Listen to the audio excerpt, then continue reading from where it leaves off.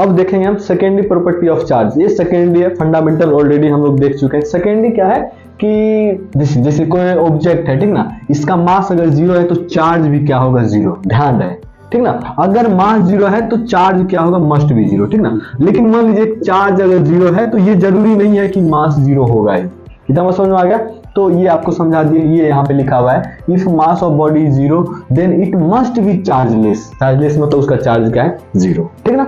अब ये दूसरा ये है, अभी इसको मत अभी आप देखिए।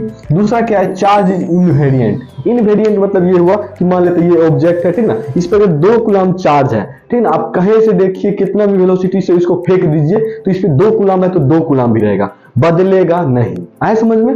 अब यही बात लिखा हुआ है, charge is invariant, that means charge on particle is independent of frame of reference. Frame of reference से क्या होता है, इंडिपेंडेंट।